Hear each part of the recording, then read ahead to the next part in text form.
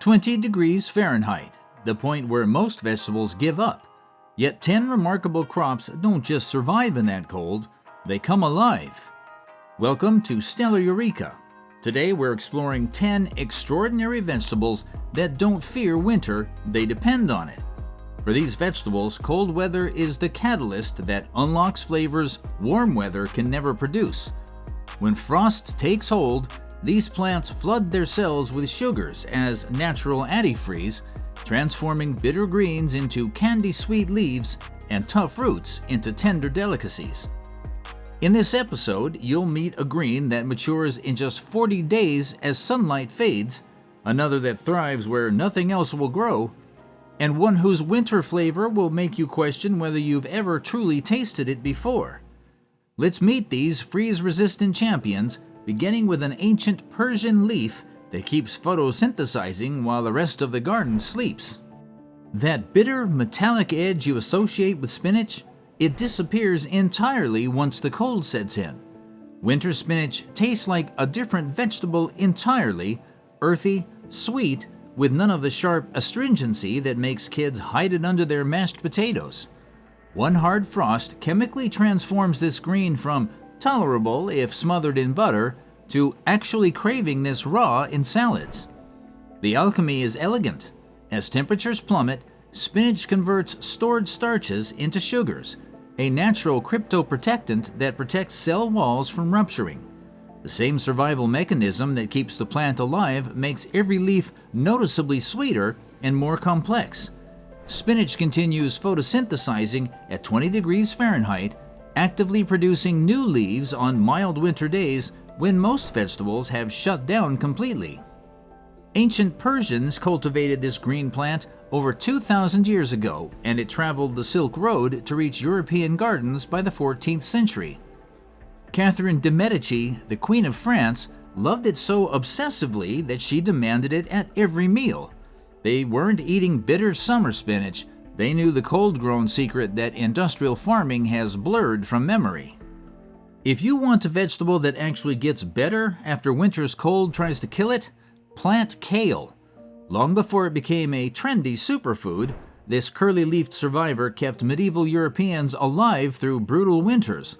Scottish farmers grew it so extensively that kale became slang for dinner itself, and during World War II, Britain's Dig for Victory campaign promoted it as the nutritional powerhouse that could feed families when imports dried up. What makes kale a winter champion is that it's one of the few vegetables that actually improve after frost. Those first hard freezes trigger a survival response. Kale concentrates sugars in its leaves to prevent ice crystals from forming inside its cells. The result is a sweeter, less bitter flavor that converts even skeptics. Some varieties, like Winterbor and Lacinato, can handle 10 degrees Fahrenheit and continue producing new leaves all season long.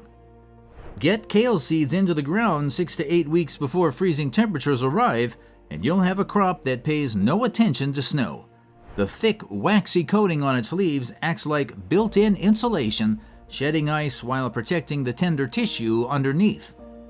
Even better, kale becomes more nutritious in cold weather, with vitamin C levels spiking after exposure to freezing temperatures. Kale can take its time through the snow, but what if you need greens fast in half the time? Then this next plant is for you. Looking for a green that matures in 40 days, even as the sun disappears? Mizuna delivers speed without sacrificing cold tolerance. This Japanese mustard green thrives in conditions that stall lettuce, with serrated edges so delicate they look like lace, yet tough enough to shrug off bitter cold. Mizuna has been a staple in Asian cuisine for centuries, particularly prized in Kyoto, where it thrived in the region's cool, wet winters. Japanese farmers discovered that this feathery green not only survived cold snaps, but grew faster and milder in autumn's shorter days, making it perfect for quick-growing winter salads. Mizuna's deeply cut leaves create more surface area for photosynthesis in low light conditions, a clever adaptation that keeps it growing when other greens stall. The flavor walks a fascinating line between mild mustard tang and peppery bite, becoming noticeably sweeter after light frost while maintaining enough spice to keep things interesting. Present-day farmers love Mizuna for its cut-and-come-again habit. Snip the outer leaves an inch above the crown, and the plant keeps producing through multiple harvests. It's also remarkably pest-resistant in cool weather when most insects have gone dormant. Sow seeds in September, and you'll be tossing fresh, frilly greens into salads well into December. Next up, a vegetable so misunderstood that winter yards finally reveal what it actually tastes like. Tatsoi grows like a dark green rosette pressed flat against the earth, its spoon-shaped leaves spiraling outward in perfect symmetry. This Chinese cabbage relative has fed families across Asia for over 1,000 years, particularly valued in northern China where winters arrive early and stay late.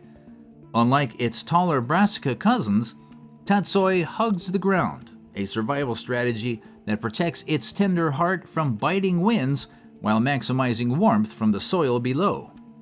What sets tatsoi apart is its dual personality. In mild weather, it tastes like mild bok choy with a subtle mustard hint. After the first hard freeze, something almost magical happens. The leaves sweeten dramatically while developing a buttery texture that makes them perfect for stir-fries or raw salads. This transformation happens because tatsoi, like other cold-hardy brassicas, converts starches to sugars as a natural freeze guard. Start tatsoi in late summer or early fall, and it will mature in just 45 days. It shrugs off 15 degrees Fahrenheit and actually prefers the cool, short days of autumn. The compact rosette shape makes it perfect for tight spaces or container gardens, and you can harvest either baby leaves for salads or wait for full-size plants. Tatsoi's buttery mildness appeals to gentle palates. Our next screen takes the opposite approach, bold, spicy, and unapologetically intense. Summer mustard greens will clear your sinuses in a bad way. That nose-burning, throat-scorching heat makes them nearly inedible raw and aggressive even when cooked. Plant those same varieties in fall and the cold performs a kind of alchemy, and the transformation is stunning. The peppery punch remains, but the harsh metallic burn disappears entirely. What you get instead is balanced spice, the kind that adds character to dishes without dominating them. Cold weather doesn't eliminate mustard's bite, it refines it. As temperatures fall, the plant's metabolism shifts, mellowing the sharp glucosinolates, those sinus-clearing compounds, into something far more nuanced. This is why the American South perfected mustard greens as soul food royalty. Varieties like Red Giant flaunt deep purple-red leaves with jade-green veining, as visually striking as it is flavorful, and survive 20 degrees Fahrenheit without complaint. While Southern Giant Curled produces massive, frilly leaves that hold up beautifully in long-cooked dishes. Both mature rapidly, often harvest-ready in 40 days, making them perfect for filling gaps left by spent summer crops. Plant 4 to 6 weeks before your first frost. They germinate quickly, grow aggressively, and ask for almost nothing in return except cold weather to reach their full potential. Before we move on, I'm curious. Have you tried growing any of these cold-loving vegetables, or are there a few you're planning to plant this winter? Tell us in the comments below. I always enjoy reading what you're experimenting with. And stay tuned, we still have 5 more winter crops to discover, including one that's been feeding families for over 1,000 years. Crisp white stems topped with deep green leaves, pak choi looks more like a bouquet than a vegetable. This elegant Asian brassica has nourished Chinese families since the 5th century, when it was already considered essential in the Yangtze River Valley gardens. What Chinese farmers have known for centuries, Western gardeners are now discovering. Pak choi thrives when autumn air turns crisp. Cold weather transforms pak choi from good to exceptional. The thick, juicy stems develop a sweeter crunch after exposure to temperatures in the 40s. while the leaves remain tender and mild. Unlike summer plantings that bolt at the first hint of heat, fall-planted pak choi settles in for steady growth, maturing in 45 to 60 days, depending on variety. Dwarf types like toi choi handle light frost beautifully, while full-size varieties such as joy choi can tolerate temperatures down to 25 degrees Fahrenheit. Its greatest strength lies in versatility. Harvest baby leaves for salads, or wait for full heads perfect for stir-fries and soups. Either way, you're getting a vegetable that's 95% water, yet packed with vitamins A, C, and K. Plant it 6 weeks before frost, and you'll understand why it's remained a staple for millennia. Asian brassicas dominate cold weather gardens, but Europe perfected its own winter survivor, one so reliable that Thomas Jefferson wouldn't go without it. Fresh salads in January, while your neighbors scrape frost off their car windows. Mosh delivers the impossible, tender, buttery greens that thrive in cold weather, growing fastest when other lettuces have long since collapsed into brown mush. Thomas Jefferson called it an excellent winter salad and planted it at Monticello for a reason. It was the only green thing on his table from November through March. Mosh actually prefers freezing temperatures. While spinach sulks and lettuce turns bitter, mosh accelerates between 40 degrees and 60 degrees Fahrenheit, developing a nutty richness that warm weather greens never achieve. It survives down to 10 degrees Fahrenheit and often emerges from beneath snow cover completely unscathed, its tight rosettes protecting the growing crown from ice damage. Planted in late summer, giving it time to establish before hard freezes. It germinates slowly but rewards patience with continuous harvest all winter long. Snip entire rosettes at the soil level, and new plants fill the gaps by spring. European monks domesticated this in monastery gardens centuries ago, recognizing what modern gardeners are rediscovering. When you need fresh greens and the garden looks dead, mosh is quietly thriving. The shaded, forgotten corners of your garden, the ones where nothing grows, can become your most productive beds.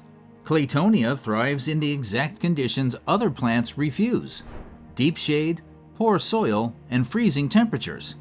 Planted once in the fall, and it self-seeds forever, carpeting those barren north-facing walls with succulent, vitamin C-packed greens while the rest of the garden sleeps. Claytonia actually demands cold.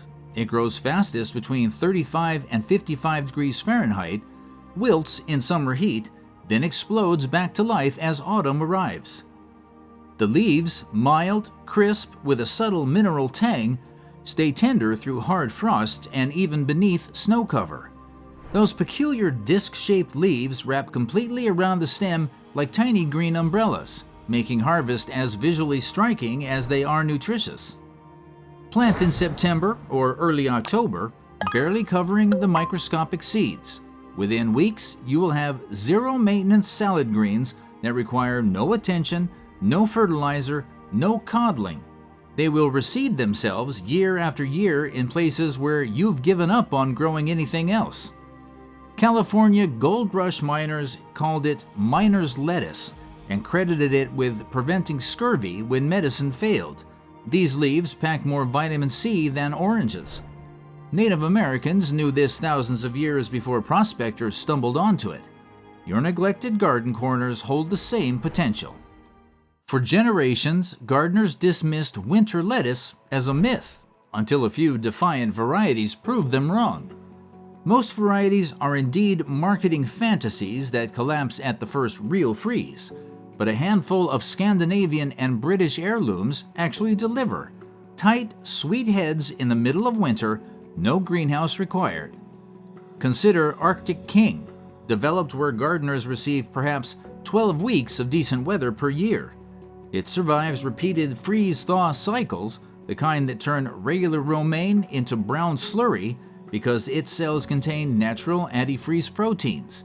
The same compounds that keep Arctic fish from freezing solid also keep these lettuce cells flexible when ice forms. Arctic king has been documented surviving 12 degrees Fahrenheit in unprotected garden beds, then resuming growth when conditions warmed. Valdor might be the toughest of the bunch. Heads so tight they shed water like a rain jacket. Thick, waxy leaves that seal out the cold. Start any of these in late August, let them establish deep roots before November, and they will sit there looking pristine through snow and ice without flinching. Sometimes lower if you toss a row cover on them. The flavor stays clean and mild, which honestly surprises people expecting winter vegetables to taste like punishment. These varieties prove you don't need to compromise. Fresh salads in January without the bitterness or slime that defines most cold weather attempts. Winter lettuce rewrites expectations for leafy greens. But our final champion challenges something even more fundamental, a reputation centuries in the making. The turnip you think you know doesn't exist in winter gardens. Those bitter, fibrous roots that gave turnips their bad name?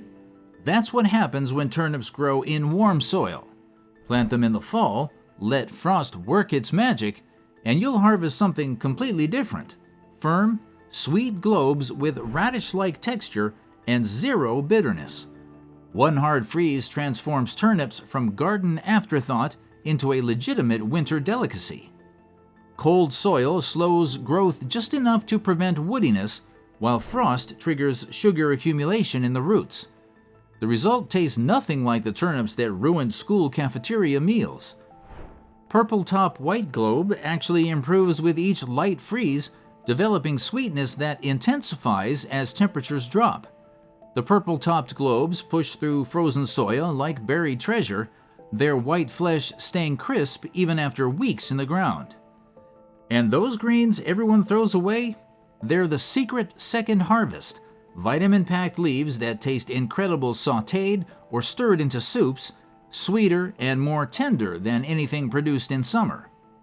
This is why medieval villages planted them so extensively. When grain stores ran low during brutal winters, these roots survived and thrived. The Scots loved them enough to make heaps and tatties a national dish. Early American colonists planted turnips immediately after landing, betting their first winter survival on these unassuming roots. They knew something today's hands in the soil are only beginning to remember. Your winter garden doesn't have to be a graveyard of brown stems and empty beds. These 10 vegetables are waiting, ready to convert your coldest months into your most productive harvest, your harshest frost into your sweetest flavors, and your shortest days into proof that good gardening isn't limited to summer. From spinach that loves 15 degrees Fahrenheit to turnips that improve underground for 4 months straight, these crops represent thousands of years of human survival instinct meeting plant evolution. They fed our ancestors when grain stores ran empty and medicine failed. They'll feed you while the world outside lies frozen and still. Winter will come either way. The question is, will your garden sleep through it or thrive beneath the frost? Which variety are you trying first? Let us know in the comments. This is Stella Eureka, signing off.